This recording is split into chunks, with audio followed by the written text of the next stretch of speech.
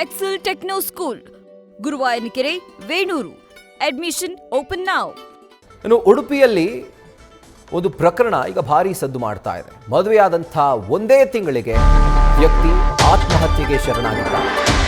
Real estate ಉದ್ಯಮಿ Sudeep Shetty suicide ಮಾಡಿಕೊಂಡಿರುವಂಥ ವ್ಯಕ್ತಿ. ಉಡುಪಿಯ ಕಾರ್ಕಳ ತಾಲೂಕಿನಲ್ಲಿ ನಡೆದಿರುವಂತಹ ಘಟನೆ ಇದು. ಇದಕ್ಕೆ ಆತನ ಪತ್ನಿನೇ ಕಾರಣ ಅಂತ ಸುದೀಪ್ ಶೆಟ್ಟಿ ತಂದೆ ದಾಮೋದರ್ ದೂರು ದಾಖಲು ಮಾಡಿದ್ದಾರೆ.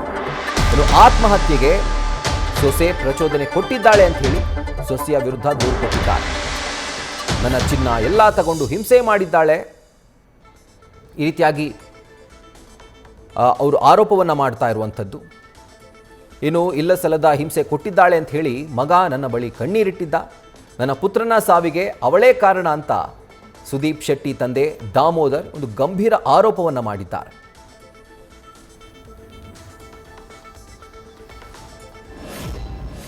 ರೀಸನ್ ನನಗೆ ಪ್ರಾಪರ್ ರೀಸನ್ ಗೊತ್ತಿಲ್ಲ, ಬಟ್ ಅದೇ ಮೊನ್ನೆ 16th ಇಲ್ಲಿಂದ ಹೋಗಿದ್ದಾರೆ ಚಂದ ಮಾಡಿ, ಅಲ್ಲಿ ಹೋದ್ಮೇಲೆ ಜಗಳ ಆಗಿದೆ ಅಂತ ಹೇಳಿದ್ದಾರೆ ಮನೆಯಲ್ಲಿ. ಅದಷ್ಟು ವಿಷಯ ನನಗೆ ಗೊತ್ತುಂಟು. ಆಮೇಲೆ ತಗೊಂಡು ಅವರು ಹೇಳಿದ್ದಾರೆ 16ಗೆ ನಾನು ಬರುವಾಗ ತಗೊಂಡಿದ್ದೇನೆ ಅಂತ ಹೇಳಿದ್ದಾರೆ ಅಲ್ಲಿಂದ ಬೆಳ್ತಂಗಡಿಯಿಂದ. ಅಡ್ಮಿಟ್ ನಾವು 19ಗೆ ಫುಡ್ ಪಾಯ್ಸನಿಂಗ್ ಅಂತ ಕರ್ಕೊಂಡದ್ದು. ಇಲ್ಲಿ ಅಂದರೆ ಇಲ್ಲಿ ಪಿತ್ತ ಇದಾಯ್ತು ಅಂತ ಇಲ್ಲಿ ಅಡ್ಮಿಟ್ ಮಾಡಿದ್ದು. ಕರೆಕ್ಟ್ ಅಡ್ಮಿಟ್ ಮಾಡಿದ್ದು 21st ಶನಿವಾರ ಅನ್ಸುತ್ತೆ, 21st. ಹಾಂ, ಅವ್ರು ಮಾಡೋ ಎಲಿಗೇಷನ್ ಅಂದರೆ ಅವರು ತುಂಬ ರಿಚ್ ಇದ್ದಾರೆ, ಹಣಕ್ಕೋಸ್ಕರ ನಿಮ್ಮ ಮದುವೆ ಆಗಿದೆ ಅಂತ. ನಿಮ್ಗೆ ಅವರ ಬಗ್ಗೆ ಗೊತ್ತಾ? ಇಲ್ಲ, ರಿಚ್ ಅಂತ ಎಂತಸಿಲ್ಲ. ಯಾಕಂದರೆ ಇವ್ರದ್ದು ಸಾಲದೆಲ್ಲ ಬರುವಾಗ ನಮಗೆ ಟೆನ್ಷನ್ ಆಗಿ ನಾವು ಬಿಡಬೇಕಿತ್ತು ಆ್ಯಕ್ಚುಲಿ, ಬೇಡ ಅಂತ. ಬಟ್ ನಾನಂದರೆ ಮುಂಚಲಿಗೆ ಪ್ರಾಬ್ಲಮ್ ಆಗಿದೆಲ್ಲ, ಸೊ ಇನ್ನಾದರೂ ಲೈಫ್ ಚೆನ್ನಾಗಿರ್ತದೆ. ನನಗೇನಂದರೆ ಅದು ಬೇಕು ಇದು ಬೇಕಂತ ನಾನು ಮುಂಚಿನ ಸಹ ಅದನ್ನು ನೋಡಿಕೊಂಡೇ ಇಲ್ಲ. ಲೈಫ್ ಲೀಡ್ ಮಾಡಲಿಕ್ಕೆ ಒಂದು ಹೋದರೆ ನಾನೇ ಹೇಳಿದೆ, ನಾವೇ ಒಟ್ಟಿಗೆ ಹೋಗಿ ಕೆಲಸ ಮಾಡಿ ಇದು ಮಾಡ್ಬೋದು ಫ್ಯಾಮಿಲಿ ಅಂತ. ಮುಂಚೆನೇ ಫಸ್ಟಿಗೆ ಅವರು ಹೇಳಿದ್ದಾರೆ, ನನ್ನ ಮನೆಯಲ್ಲಿ ಎಂತ ಸಿಲ್ಲ, ಯಾಕಂದರೆ ಅಪ್ಪ ಮಾಡಿಟ್ಟದು, ನನಗೆ ಎಂತ ಸಿಲ್ಲರೆ ನಮಗೆ ಅದ್ರ ಅವಶ್ಯಕತೆ ಸಹ ಇಲ್ಲ. ಯಾಕಂದರೆ ಅದನ್ನು ನೋಡಿ ಹೋದ, ಯಾಕಂದರೆ ಅವರು ಫೇಸ್ಬುಕ್ಕಲ್ಲಿ ಕಾಂಟ್ಯಾಕ್ಟ್ ಆಗುವಾಗ ನಮಗೆ ಗೊತ್ತಿರ್ತದ. ಹಾಂ, ಫೇಸ್ಬುಕ್ಕಲ್ಲಿ ಕಾಂಟ್ಯಾಕ್ಟ್ ಆಗುವಾಗ ನಮ್ಗೆ ಗೊತ್ತಿರೋದಿಲ್ಲಲ್ಲ ಅವರಿಗೆ ಉಂಟಾ ಇಲ್ವಾ. ನಾವು ಅದನ್ನಲ್ಲಿ ಕೇಳಲಿಲ್ಲ, ತಮ್ಮ ಸಹ ಯಾರು ಸಹ ಮಾತಾಡಲಿಲ್ಲ. ನಿಮ್ಮನ್ನು ಮದುವೆ ಬೇಡ ಅಂತ ಒತ್ತಡ ಹಾಕಿರುವ ಕಾರಣದಿಂದ ಹಾಕಿರ್ಬೋದು, ಯಾಕಂದರೆ ನಮಗೆ ಸಹ ಗೊತ್ತಿಲ್ಲ. ನಾನು ಮೊನ್ನೆ ಅಲ್ಲಿ ಅವರು ಮನೆಗೆ ಹೋದಾಗ ನನಗೆ ಗೊತ್ತಿರೋದು ಇವರು ಬೇಡ ಹೇಳಿದ್ದಾರೆ ಅಂತ. ನಾನು ಅವರಿಗೆ ಸಹ ಹೇಳಿದ್ದೇನೆ, ನಿಮಗೆ ಬೇಡ ಅಂತ ಇದ್ದರೆ ಒಂದು ನಮಗೆ ಕಾಲ್ ಮಾಡ್ಬೋದಲ್ಲ, ನಂಬರ್ ಉಂಟು ಇಷ್ಟು ಜನರದ್ದು, ಅಥವಾ ನನ್ನ ನಂಬರ್ ಸಿಗ್ತದೆ, ಯಾರ ಹತ್ರ ಕೆಲಸ ನನ್ನ ನಂಬರ್ ಸಿಗ್ತದೆ, ಕಾಲ್ ಮಾಡಿ ಹೇಳ್ಬೋದಿತ್ತಲ್ಲ. ಹಾಂ, ನನ್ನ ಲೆಕ್ಕದ ಅಲ್ಲೇ ತಗೊಂಡು. ಬಟ್ ಏನಂತ ನಮಗೆ ಗೊತ್ತಿಲ್ಲ, ಯಾಕಂದರೆ ಇಲ್ಲಿಗೆ ಬಂದಮೇಲೆ 17th ಇಲ್ಲಿ ಬಂದಿದ್ದಾರೆ, 18th ನಾವು ಇಲ್ಲಿ ಆಟಾಡ್ಲಿಕ್ಕೆ ಹೋಗಿದ್ದೇವೆ ಪಾರ್ಕಿಗೆ, ಆನಂತರ 19th ಮದುವೆ ಎಲ್ಲ ಮಾಡ್ಕೊಂಡಿದ್ದೇವೆ. ಆಮೇಲೆ ಪ್ರಾಬ್ಲಮ್ ಆಗೋದು ನಮಗೆ, ನಾವೇನಂತ ಹೇಳ್ಬೇಕು ನಮಗೆ ಸಹ ಗೊತ್ತಿಲ್ಲ ಅಲ್ವಾ. ಹಾಂ, ಇಲ್ಲಿ ಟೆಂಪಲ್, ಕುಕ್ಕುಂದೂರು ಟೆಂಪಲ್ ಮದುವೆ. ಯಾಕಂತ ಹೇಳಿದ್ರೆ ನಾವು ರಿಜಿಸ್ಟರ್ ಮಾಡ್ಕೊಂಡು ನಾವು ಹೀಗೆ ದಾರೆ ಇದು ಮಾಡಿಕೊಂಡೆ ಅಂದರೆ ಅವರೇ ಹೇಳಿದ್ದು ಮಾತ್ರ. ಹಾಂ, ಬಂದಿದ್ದಾರೆ, ಅವರೇ ಹೇಳಿದ್ದು. ಯಾಕಂದರೆ ಸ್ವಲ್ಪ ಮನೆ ಪ್ರಾಬ್ಲಮ್ ಆಗಿದೆ, ನಾವಂದರೆ ಯಾವುದಕ್ಕೆ ಸಾರಿ, ನಮಗೆ ಅವರು ಬೇಕು, ಅವ್ರದ್ದು ಮನೆಯವ್ರದ್ದು ನಮಗೆ ವಿಷಯ ಅಗತ್ಯ ಇಲ್ಲ. ಯಾಕಂದರೆ ಅವರು ಬೇಡ ಅಂತ ಹೇಳಿ ಆದಮೇಲೆ ಸಹ ಇವರದ್ದು ಒಂದೇ ಕ್ವಶನ್, ನನ್ನ ಮನೆಯವರು ಬೇಡ ಹೇಳಿದಲ್ಲ, ನಾನು ಹೇಳಲಿಲ್ಲ ಬೇಡ ಅಂತ. ಇವಾಗ ಹಾಸ್ಪಿಟಲಲ್ಲಿ ಅಡ್ಮಿಟ್ ಆದಾಗ ಸಹ ಅವರೊಟ್ಟಿಗೆ ಕರ್ಕೊಂಡು ಹೋಗ್ತಾರಂತ, ಈಗ ನಿಮ್ಮನ್ನು ಟ್ರೀಟ್ಮೆಂಟ್ ಮಾಡ್ಲಿಕ್ಕೆ ಅಂತ ಹೇಳ್ತಿದ್ದಾರೆ. ಎಂತ ಮಾಡೋದಕ್ಕೆ ಅವರು, ನಾನು ಹೋಗುದಿಲ್ಲ ಅವರೊಟ್ಟಿಗೆ, ನನಗೆ ನೀವು ಬೇಕು, ನನಗೆ ಏನು ಅವರದ್ದು ಹೋಗ್ಲಿಕ್ಕೆ ಭಯ ಆಗ್ತದೆ ಅಂತ ಹೇಳಿದ್ದಾರೆ. ಅದು ರೀಸನ್ ನಮಗೆ ಗೊತ್ತಿಲ್ಲ ಯಾಕೆ ಅಂತ. ಹಾಂ, ನಿಮ್ಮೆಲ್ಲ ಅಂದರೆ ತುಂಬ ನಿಮ್ಗೆ ಹರ್ಟ್ ಆಗೋ ಥರ ಇವರು ಕೆಲವು ಎಲಿಗೇಷನ್ ಮಾಡಿದ್ದಾರೆ, ಮ್ಯಾರೇಜ್ ಆಗಿದ್ದೀರಿ ಹಾಗೆ ಅಂತ. ಅದ್ರ ಬಗ್ಗೆ ಏನಾದ್ರು ಕ್ಲಾರಿಫೈ ಮಾಡ್ಲಿಕ್ಕೆ ಉಂಟು? ಹಾಂ, ಕ್ಲಾರಿಫೈ ಮಾಡ್ತಾನೆ. ಯಾಕಂದ್ರೆ ನನಗೆ ಆ್ಯಕ್ಚುಲಿ ಒಂದು 9 years ಬ್ಯಾಕ್ ಮ್ಯಾರೇಜ್ ಆಗಿತ್ತು ಆ್ಯಕ್ಚುಲಿ. ಸೊ ಅದು ಸಹ ಸ್ವಲ್ಪ ಪ್ರಾಬ್ಲಮ್ ಇತ್ತು. ಆಮೇಲೆ ಮ್ಯಾರೇಜ್ ಆಗಿ ನಾವು ಚೆನ್ನಾಗಿದ್ವಿ, ಫಸ್ಟಿಗೆ ಚೆನ್ನಾಗಿದ್ವಿ. ಆಮೇಲೆ ಅವರಿಗೆ ಬೇರೆ ರಿಲೇಷನ್ಶಿಪ್ ಅಂದರೆ ಫ್ಯಾಮಿಲಿಯಲ್ಲಿ, ನನ್ನ ಫ್ಯಾಮಿಲಿಯಲ್ಲಿ ರಿಲೇಷನ್ಶಿಪ್ ಇತ್ತು. ಸೊ ಅದು ಸರಿ ಮಾಡ್ಕೊಳ್ಳಿಕ್ಕೆ ಆಗಲಿಲ್ಲ. ಸೊ ಆ ಟೈಮಲ್ಲಿ ನಾನು ಬೇಡ ಅಂತ ನಾನೇ ಡಿವೋರ್ಸ್ ಅಪ್ಲೈ ಮಾಡಿ ಬಿಟ್ಬಿಟ್ಟಿದ್ದೆ. ಆಮೇಲೆ ಲಾಸ್ಟ್ ಟೈಮ್ ಒಂದು ಪ್ರಪೋಸಲ್ ಸಹ ಬಂದಿತ್ತು, ಅದು ಡ್ರಾಮಾ ಟೀಮಿಂದಲೇ ಬಂದ ಪ್ರಪೋಸಲ್. ಸೊ ಅವನು ದೊಡ್ಡ ಫ್ರಾಡ್ ಥರ ಇದ್ದ, ಅವನು ಸಹ ಮಾತುಕತೆ ಮಾಡ್ಕೊಂಡಿದ್ದ. ಬಟ್ ಅವನು ಬ್ಯಾಕ್ಗ್ರೌಂಡು ಬೇರೆ, ಹುಡುಗಿಯರ ಜೊತೆ, ಮದುವೆ ಆದ ಆಂಟಿ ಜೊತೆ ಸಲ ಹಾಗೆಲ್ಲ ಇದ್ದ. ಸೊ ಅದೆಲ್ಲ ಗಲಾಟೆ ಎಲ್ಲ ಮಾಡ್ಕೊಂಡಿದ್ದ. ಆಮೇಲೆ ನಾವು ಅವ್ರ ಮನೆ ಹತ್ರ ಮಾತಾಡಿದ್ವಿ. ಮತ್ತು ಅವನ ವಿಷಯದಲ್ಲಿ ಸಹ ಕಂಪ್ಲೇಂಟ್ ಎಲ್ಲ ಮಾಡ್ಲಿಕ್ಕೆ ಹೋದ, ಅವನು ಊರು ಬಿಟ್ಟೆಲ್ಲ ಹೋದ. ಆಮೇಲೆ ಅವನ ವಿಷಯ ಬಿಟ್ಟು ಅದೆಲ್ಲ ನಾನು ಇವರಿಗೆ ಫಸ್ಟಿಗೆ ಹೇಳಿದ್ದೇನೆ ಎಲ್ಲ. ಸೊ ಈಗ ಇದರ ಕುರಿತಾಗಿ ಮಾತನಾಡೋದಕ್ಕೆ ಮೃತಪಟ್ಟಿರುವಂತಹ ಸುದೀಪ್ ಶೆಟ್ಟಿ ಅವರ ತಂದೆ ದಾಮೋದರ್ ಅವರೀಗ ಸದ್ಯಕ್ಕೆ ಲೈವ್ನಲ್ಲಿ ಜಾಯ್ನ್ ಆಗಿದ್ದಾರೆ. ಸರ್ ನಮಸ್ತೆ. ನಮಸ್ತೆ ಸರ್, ಈಗ ಎಕ್ಸಾಕ್ಟ್ ಆಗಿ ಏನಾಯ್ತು ಸರ್ ನಿಮ್ಮ ವರ್ಜನ್?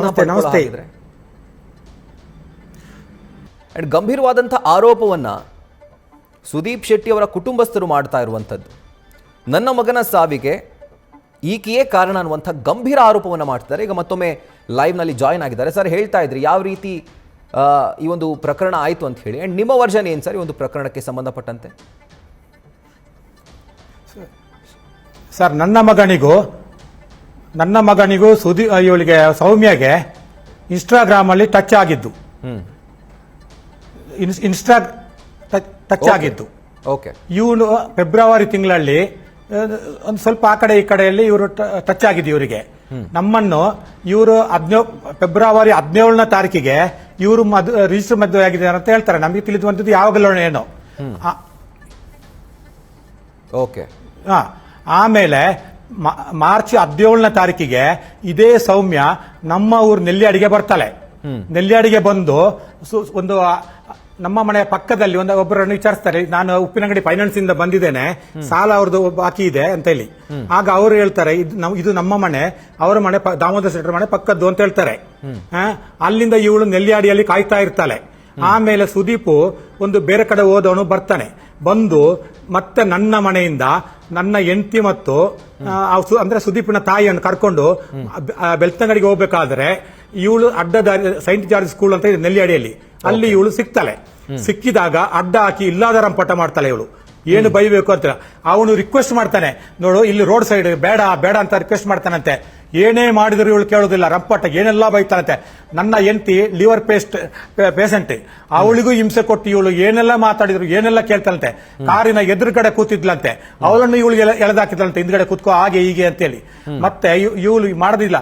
ಈಗ ನೆಲ್ಲಿಯಾಡಿ ಔಟ್ ಪೋಸ್ಟ್ ಪೊಲೀಸರನ್ನು ಕೇಳಿ, ಗಸ್ತು ತಿರುಗುವ ಪೊಲೀಸರನ್ನು ಕೇಳಿ ನಿಮಗೆ ಗೊತ್ತಾಗ್ತದೆ. ಇಲ್ಲಾದ್ರೆ ಅಲ್ಲಿ ಸೈಟ್ ಹೇಳಿ ಇದುಂಟು, ಯಾವುದು CC ಕ್ಯಾಮರಾ ಇದೆ, ಅದನ್ನು ಚೆಕ್ ಮಾಡಿದ್ರೆ ಗೊತ್ತಾಗ್ತದಲ್ಲ ಯಾರು ಅನ್ಯಾಯ ಮಾಡುದು ಯಾರಿದು. ಇವರು ದಿನ ಕೂಗ್ತಾ ಇದ್ದ, ನನ್ನ ಮಗ ಅಳ್ತಾ ಇದ್ದ, ಏನಂತೆಲ್ಲ ಸೌಮ್ಯದಿಂದ ನನಗೆ ಟಾರ್ಚರ್ ತಡೆಯಕ್ಕಾಗ್ತಾ ಇಲ್ಲ, ಏನೋ ನನಗೂ ಅವಳ ಗುಂಡಿಗೆ ಬಿದ್ದಿದ್ದೇನೆ, ಅವಳು ಮಾಡ್ತಿರುವ ಅನ್ಯಾಯ ಅಷ್ಟಿಷ್ಟಲ್ಲ, ಎಷ್ಟೋ ಅಮಾಯಕ ಹುಡುಗರಿಗೆ ಅವಳು ತೊಂದರೆ ಕೊಟ್ಟಿದ್ದಾಳೆ, ಅವಳಿಂದ ಎಷ್ಟೋ ಜನ ನೊಂದಿದ್ದಾರೆ, ನನಗೆ ಸತ್ಯವಾಗಲಿ ಯಾವುದು ಗೊತ್ತಿಲ್ಲ. ಒಂದನೇದಾಗಿ ಅವಳಿಗೆ ಪ್ರಸಾದ್ ಪೂಜಾರಿ ಅನ್ನೋರ ಮದುವೆ ಆಗಿದೆ, ಎರಡನೇದಾಗಿ ಸಂಜಯ್ ಕುಮಾರ್ ಅವರನ್ನು ಮದುವೆ ಆಗಿದೆ, ಮೂರನೇದಾಗಿ ಸೀಮಂತೂರ್ ಬಾಬಾ ವೇಣುಗೋಪಾಲ್ ಅವರನ್ನು ಮದುವೆ ಆಗಿದೆ. ಇನ್ನು ಎಷ್ಟೆಷ್ಟೋ ಜನ ಇದ್ದಾರೆ, ಮುಂದೆ ಬರ್ತಾ ಇಲ್ಲ ಅಂತ ವಿಷಯ ತಿಳಿದಾಗ ನಾವು ಹೇಳಿದೆವು, ಏನ್ ಮಗ ಏನ್ ಮಾಡೋದು, ನಾವು ನೀನು ಈ ಗುಂಡಿಗೆ ಬಿದ್ದೇ ಇಲ್ಲ ಅಂತ ಹೇಳಿದೆವು. ಆವಾಗ ಕಾನೂನಲ್ಲಿ ಏನಾದ್ರೂ ಅವಕಾಶ ಇದೆಯಾ ನೋಡೋಣ ಅಂತ ಹೇಳಿದೆವು ನಾವು. ಸತ್ಯ ಏನಂತ ಹೇಳಿದ್ರೆ ಕಾನೂನು ಬಿಟ್ಟು ನಮ್ಗೇನು ಮಾಡಕ್ ಆಗ್ತಿರಲಿಲ್ಲ. ಇವಳ ಟಾರ್ಚರ್ ಇವಳು ಮಾಡ್ತಾರೆ, ಇವ್ರದ್ದು ಹನಿ ಟ್ರಾಫ್ ಗ್ಯಾಂಗ್ ಇವ್ರು ಮಾಡೋದೆಲ್ಲ ಅನ್ಯಾಯ, ಇವ್ರದ್ದು ಎಷ್ಟೋ ಇದೆ ನೋಡಿ. ನೀವು ಕೆಲವು ನಿನ್ನೆಯಿಂದ ಎಲ್ಲ ಕಮೆಂಟ್ಸ್ ಆಗ್ತಿದ್ದಾರೆ ಇವ್ರು ಮಾಡ್ತಿರೋ ಎಲ್ಲ ವಿಚಾರಗಳನ್ನೆಲ್ಲ. ಇವತ್ತು ನನ್ನ ಮಗನಿಗೆ ಆಗಿರುವ ಅನ್ಯಾಯ ಯಾವ ತಾಯಂದಿರಿಗೂ ಆಗಬಾರದು, ಯಾವ ಅಣ್ಣಂದಿರಿಗೂ ಆಗಬಾರದು, ಯಾವ ತಮ್ಮಂದಿರಿಗೂ ಆಗಬಾರದು. ಇವ್ರು ಮಾಡ್ತಿರೋ ಅನ್ಯಾಯ ಏನೆಲ್ಲ ಮಾತಾಡ್ತಾಳೆ. ಇವಳು ಸ್ಟೇಟ್ಮೆಂಟ್ ಕೊಡ್ತಾಳೆ, 16ನೇ ತಾರೀಕಿಗೆ ಬೆಳ್ತಂಗಡಿಯಲ್ಲಿ ವಿಷ ಆಗಿದೆ, 19ನೇ ತಾರೀಕಿಗೆ ಫುಡ್ ಪಾಯ್ಸನ್ ಆಗ್ತದೆ, 21ನೇ ತಾರೀಕಿಗೆ ಡೆಂಗಿ ಜ್ವರ ಆಗ್ತದೆ ನಾವು ಅಂತ ಹೇಳಿದ್ರೆ, ಇವಳೇನು ಡಾಕ್ಟ್ರ? 19ನೇ ತಾರೀಕಿಗೆ ಪಾಯ್ಸನ್ ತಗೊಂಡಿದ್ರೆ ಯಾಕೆ ಇವಳು ಸೇರಿಸಿಲ್ಲ? ಯಾಕೆ 21ನೇ ತಾರೀಕಿವರೆಗೆ ಕಾದ್ಲಿ ಇವಳು? ಒಂದು ವಿಚಾರ, ಇನ್ನೊಂದು ವಿಚಾರ ಹೇಳೋದು ಕೇಳಿ ಸರ್ ನೀವು. ಇನ್ನೊಂದು ವಿಚಾರ ಹೇಳೋದು ಕೇಳಿ ಸರ್. ಇವಳು ಅಷ್ಟೆಲ್ಲ ಇದ್ಮೇಲೆ ನಮ್ದು 21ನೇ ತಾರೀಕಿಗೆ ಗಾಬರಿ ಆಸ್ಪತ್ರೆಗೆ ಸೇರಿಸ್ತಾಳೆ. 22ನೇ ತಾರೀಕಿಗೆ ನಮ್ಗೆ ಫೋನ್ ಬರ್ತದೆ. 22ನೇ ತಾರೀಕಿಗೆ ಫೋನ್ ಬರುವಾಗ ಸೌಮ್ಯನ ತಾಯಿ, ಸೌಮ್ಯನ ತಮ್ಮ, ಸೌಮ್ಯನ ತಂದೆ ಇವ್ರದೇ ಕಾರ್ಬಾರಲ್ಲಿ ನಡೀತಾ ಇದೆ. ಮತ್ತೆ ನಮ್ಮನ್ನು ನೋಡಿ ಯಾವ್ದೋ ಸ್ಕ್ಯಾನಿಂಗ್ ಹೋಗ್ಬೇಕಂತ ಹೋಗ್ತಾರೆ ಇವರು, ನಮ್ಮನಿಗೆ ಅಲೋ ಮಾಡೋದಿಲ್ಲ. 22ನೇ ತಾರೀಕಿಗೆ ಮಧ್ಯರಾತ್ರಿಗೆ ಫೋನ್ ಬರ್ತದೆ, ಈಗ ಹುಷಾರಿಲ್ಲ ಅಂತ. ಯಾರು ಮಾತಾಡ್ತಾರೆ ನಮಗೆ ಗೊತ್ತಿಲ್ಲ, ಫೋನಲ್ಲಿ ಅಲ್ವಾ. ನನ್ನ ಅಕ್ಕನ ಮಗನಿಗೆ 22ನೇ ತಾರೀಕಿಗೆ ಫೋನ್ ಬಂದಾಗ ಹೇಳ್ತಾರೆ, ಅದು ದೇರಳಕಟ್ಟೆ ಏನಪ್ಪ ತಗೊಂಡೋಗ್ಬೇಕು, ಇಲ್ಲ ಉಡುಪಿಗೆ ತಗೊಂಡೋಗ್ಬೇಕು ಅಂತ. ಮತ್ತೆ ಇವ್ರು ಎಲ್ಲಿ ತಗೊಂಡೋದ್ರ ಗೊತ್ತಿಲ್ಲ. ಮಾರನೇ ದಿವಸ ನನ್ನ ಅಕ್ಕ ಇನ್ನೊಬ್ಬ ಅಕ್ಕನ ಮಗ ಫೋನ್ ಮಾಡಿದಾಗ ಗೊತ್ತಾಯ್ತು, ಇಲ್ಲಿ ಉಡುಪಿಯಲ್ಲಿ ಆದರ್ಶ ಆಸ್ಪತ್ರೆಯಲ್ಲಿ ಇದ್ದಾರೆ ಅಂತ ಹೇಳ್ಬಿಟ್ಟು. ನಾವು ಅಲ್ಲಿಗೆ ಹೋಗಿ ಅಲ್ಲಿ ನಮ್ಗೆ ಇವರೆಲ್ಲ ಇರುವಾಗ ಏನು ಮಾಡಕ್ ಆಗ್ತಿರಲಿಲ್ಲ. ಏನಂದ್ರೆ ಇವ್ರೆಲ್ಲ ಮೆಸೇಜ್ ಮಾಡ್ತಾರೆ, ನನಗೆ ರಿಜಿಸ್ಟರ್ ಮ್ಯಾರೇಜ್ ಎಲ್ಲ ತೆಗಿಬಹುದು ಸರ್ ಪ್ರಿಂಟ್ ಔಟ್. ಅದನ್ನು ಇವಳು ಒಂದಲ್ಲ 1000 ಅನ್ಯಾಯ ಮಾಡ್ತಿದ್ದಾಳೆ ಇವಳು ನಿಮ್ಮ ಟಿವಿ ಎದುರುಗಡೆ ನಿಂತು ಏನೆಲ್ಲ ಮಾತಾಡ್ತಾಳೆ ಈಗ. ಆದ್ರೆ 3:30 ಗಂಟೆ ಅಥವಾ 4 ಗಂಟೆ ಆಸ್ಪಾಸಲ್ಲಿ ಉಡುಪಿ ಆದರ್ಶ ಆಸ್ಪತ್ರೆಯಿಂದ ಯಾಕೆ ಹೊಡೆಯೋದಿಲ್ಲ ಇವಳು? ಅಲ್ಲಿ CC ಕ್ಯಾಮರಾ ತೆಗಿಯೋಣ ನಾವೀಗ. CC ಕ್ಯಾಮರಾ ಫುಟೇಜ್ ತೆಗೆದ್ರೆ ನಿಮ್ಗೆ ಎಲ್ಲೋ ಡೀಟೇಲ್ಸ್ ಬರ್ತದೆ ಸರ್ ಈಗ. ಆಮೇಲೆ ನಾವು ಡಾಕ್ಟರ್ ಹೇಳಿದ್ರು, ನಮ್ಮಿಂದ ಆಗೋದು 50% ಇದು, ಡಾಕ್ಟರಿಂದ ಆಗೋದು 50 ಅಂತ ಹೇಳಿದ್ರು. ದೇವರು 50, ಡಾಕ್ಟರ್ದು 50 ಅಂತ. ಆಮೇಲೆ ಹೇಳಿದ್ರು, ನೀವು ಏನಪ್ಪ ಹಾಸ್ಪಿಟಲ್ ಕರ್ಕೊಂಡೋಗಿ ಒಳ್ಳೆ ಟ್ರೀಟ್ಮೆಂಟ್ ಸಿಗಲಿ, ನಿಮ್ಮ ಮಗನನ್ನು ಉಳಿಸಿಕೊಳ್ಳಿ ಅಂತ ಹೇಳಿದ್ರು ಸರ್. ಈ ಸಂದರ್ಭದಲ್ಲಿ ನಾನು ಒಬ್ಬ ಅಪ್ಪನಾಗಿ ಏನ್ ಮಾಡಬೇಕು ಅಂತ ನೀವು ಹೇಳಿ ಸರ್. ಇವಳ ಅನ್ಯಾಯವನ್ನು ಪ್ರತಿಭಟಿಸಿ ಎಲ್ಲರೂ. ಇವಳು ಇನ್ನು ಮುಂದೆ ಯಾವ ಗಂಡಸಿಗೂ ಮಾಡದಂತ, ಯಾವ ಮಹಿಳೆಗೂ ಆಗದಂತ ಅನ್ಯಾಯವನ್ನು ಪ್ರತಿಭಟಿಸಿ ಸರ್. ಎದ್ದೇಳಿ ಮಹಿಳೆಯರೇ, ಎದ್ದೇಳಿ. ಇವಳ ಅವಸ್ಥೆ. ಆಮೇಲೆ ನಾವು ಏನಪ್ಪ ಹಾಸ್ಪಿಟ್ಲಿಗೆ ಕರ್ಕೊಂಡೋದೆವು. ಬೆಳಿಗ್ಗೆ ಕರ್ಕೊಂಡೋಗಿ ನನ್ನ ಮಗಳು, ದೊಡ್ಡ ಮಗಳು ಇಲ್ಲಿಗೆ ಫೋನ್ ಮಾಡೋದು ಇವಳು ತೆಗೆದಿಲ್ಲ. 2-3 ದಿವಸ ಬಿಟ್ಟು ಬಂದ್ಲು. ಮೊಬೈಲಲ್ಲಿ ಯಾರ್ಯಾರಿಗೆ ಏನೇನು ಮೆಸೇಜ್ ಮಾಡ್ತಾ ಇದ್ದಾಳೆ ಗೊತ್ತಾ ಸರ್? ಇವರು ಕೋಮ ಸ್ಥಿತಿಯಲ್ಲಿ ಇದ್ದಾಗಲೂ ಇವಳ ಮೊಬೈಲ್ ಇವಳ ಹತ್ರ ಇತ್ತು. ಏನೆಲ್ಲ ಮೆಸೇಜ್ ಮಾಡಿ ಬೇಕಾದ್ರೆ ನಾವು ಇದು ತೆಗಿಯೋಣ ಸರ್. ಇದು ಯಾವುದು ಅದು ಹೇಗೆ ತೆಗಿಯಕ್ಕಾಗ್ತದೆ ನಿಮಗೆ ಗೊತ್ತಿದೆ ಸರ್? ನಿಮಗೆ ಕಾನೂನು ಕಟ್ಲೆ ಸೈಬರಲ್ಲಿ ತೆಗಿಯೋಣ. ಇವಳು ಮಾಡಿದಲ್ಲ. ಇವತ್ತಿನವರೆಗೆ ಅವನ ಫೋನ್ ಅನ್ನು ಕೊಟ್ಟಿಲ್ಲ ಸರ್. ಅವಳ ಹತ್ರನೇ ಇದೆ ಸರ್. ಇನ್ನೊಂದು ಕಾರು ಅವಳ ಹತ್ರನೇ ಉಂಟು. ಆ ಕೀ ಎಲ್ಲ ಪೊಲೀಸ್ನವ್ರು ಹೇಳಿದ್ರು ಕೊಡಿ ಅವರಿಗೆ ಅಂತ. ಇವತ್ತಿನವರೆಗೆ ಕೊಟ್ಟಿಲ್ಲ. ಇವಳು ಇದರಲ್ಲಿ ಏನೆಲ್ಲ ಮಾತಾಡ್ತಾ ಇದೆ. ನಾವು ಇಲ್ಲ, ನನ್ನ ಮಗನಿಗೆ 31 ವರ್ಷ ಏಪ್ರಿಲ್ 19ಕ್ಕೆ ಆಗೋದು. ಅದರಲ್ಲಿ ಇವಳು ಸಾಕಿದ್ದು 1 ತಿಂಗಳೂ ಇಲ್ಲ ಸರ್. ನಾವು ಸಾಕಿದ್ದು ಕಷ್ಟಪಟ್ಟು ಏನೆಲ್ಲ ಆಸ್ಪತ್ರೆಯಲ್ಲಿ ಅಡ್ಮಿಟ್ ಮಾಡಿದ್ದೆ. ಅವಳಿಗೆ ಹುಷಾರಿಲ್ಲ, ಮಗುವನ್ನು ಸಾಕಿದ್ದು ನಾವು, ಇವಳಲ್ಲ. ಇವಳು ಇವತ್ತು ಅನ್ಯಟ್ರಾಫ್ ಇದಕ್ಕೆ ಸಿಕ್ಸಿ ಇವನನ್ನು ಸಾಯಿಸಿದ್ರು, ಜೀವಂತ ಸಾಯಿಸಿದ್ರು ಪಾಯ್ಸನ್ ಕೊಟ್ಟು. ಇನ್ನು ಯಾವ ಗಂಡು ಮಗುವಿಗೆ ಈ ತರ ಆಗಬಾರ್ದು ಸರ್. ಇವಳಿಂದ ನಿಮ್ಮ ಮುಖಾಂತರ ನಾನು ಬೇಡಿಕೊಳ್ಳೋದು ಇಷ್ಟೇ, ಇವಳಿಗೆ ಕಠಿಣ ಶಿಕ್ಷೆ ಆಗಬೇಕು. ಒಂದು CBI ಇಂದ ತನಿಖೆ ಮಾಡಿಸಿ, ಇಲ್ಲ ಅಂದರೆ NIA ಇಂದ ತನಿಖೆ ಮಾಡಿಸಿ. ಅಂದ್ರೆ SIT ಮೇಲೆ ನನಗೆ ವಿಶ್ವಾಸ ಇಲ್ಲ ಅಂತಲ್ಲ, SIT ಮೇಲೂ 100% ಇದೆ. ಅದಕ್ಕೆ ಸೂಕ್ತ ಕಾರಣ CBI ಅಥವಾ NIA. ಇವಳು ಇನ್ನು ಮುಂದೆ ನನ್ನ ಮಗನಿಗೆ ಮಾಡಿದ ಅನ್ಯಾಯವನ್ನು ಇನ್ನು ಯಾವ ಮಹಿಳೆ ಪಾಪ ನೊಂದ್ಕೊಳ್ಬಾರ್ದು. ನನ್ನ ಮಿಸ್ಸಸ್ ಪಾಪ ಅವಳಿಗೆ ಇದು ಗಾಲ್ ಬ್ಲಾಡರ್ ಆಗಿ 3-4 ವರ್ಷದಿಂದ ಆಯ್ತು. ಅವಳನ್ನು ಇವಳು ಕಾರಿಂದ ಎಳೆದು ಹಾಕಿದ್ರು ಸರ್. ಅದು ಬೇಕಾದ್ರೆ ಸೈಂಟ್ ಜಾರ್ಜ್ ಸ್ಕೂಲ್ ಇದೆ ಅಲ್ಲ ಸರ್, ಅಲ್ಲಿ ನಾವು ತೋರಿಸೋಣ. ಅಲ್ಲಿ TC ಕ್ಯಾಮೆರಾ ಚೆಕ್ ಮಾಡೋಣ, ಅಲ್ಲಿ ಸಿಗ್ತದೆ ಇವಳು ಬಂದಿದ್ದು ಹೌದಾ. ಅಲ್ಲೊಂದು ಅಂಗಡಿಯಿಂದ 10 ರೂಪಾಯಿ ನೀರು ಬಾಟ್ಲಿ ತಗೊಂಡು ಅಪ್ಪುಶೆಟ್ಟಿ ಅಂತೇಳಿ ಗೂಗಲ್ ಪೇ ಮಾಡಿದಾಳೆ ಇವಳು.